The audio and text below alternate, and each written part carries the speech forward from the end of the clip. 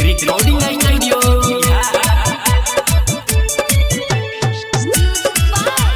Mixed by Mr. Kahar Baroda. तोहरा के पावे खातिरिया चारा पसरलू रे बेटाया चारा पसरलू रे हाय रे तोरा पावे खातिरिया चारा पसरलू रे हाय रे तोरा पावे खातिरिया चारा पसरलू रे तोहरा के पावे खातिरिया चारा पसरलू रे बेटाया चारा पसरलू रे हाय रे तोरा पावे खातिरिया चारा पसरलू रे हाय रे तोरा पावे खातिरिया चारा पसरलू रे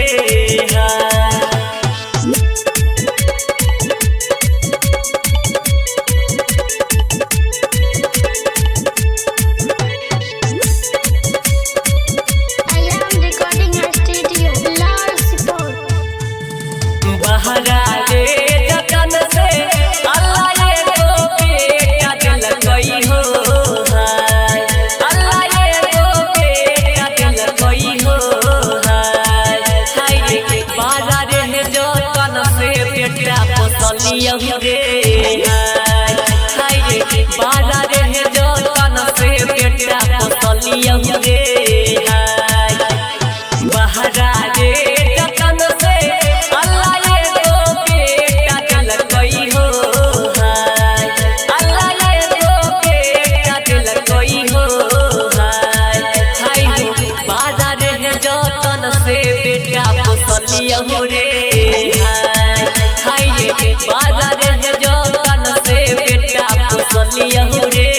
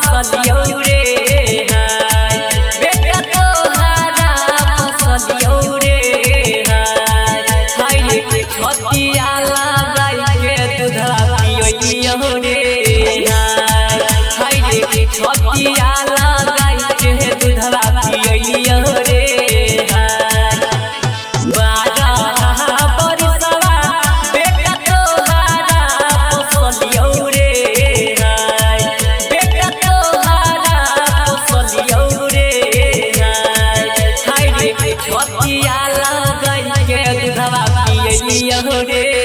हाय हाय रे पतिया लगाई के दूधवा पियलिया रे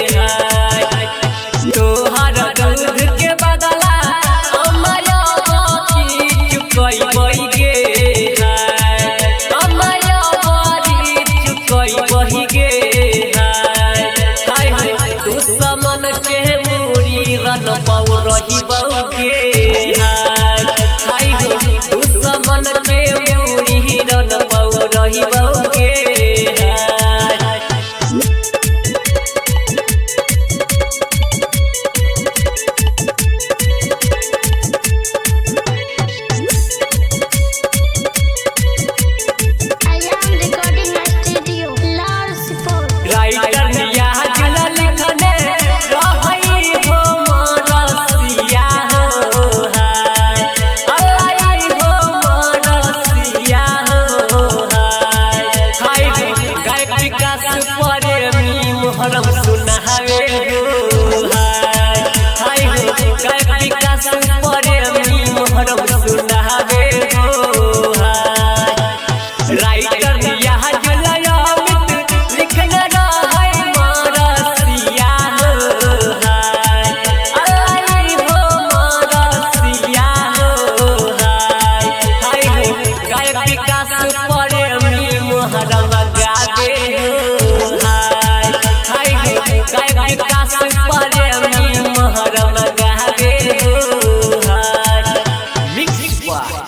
गफार बरोबर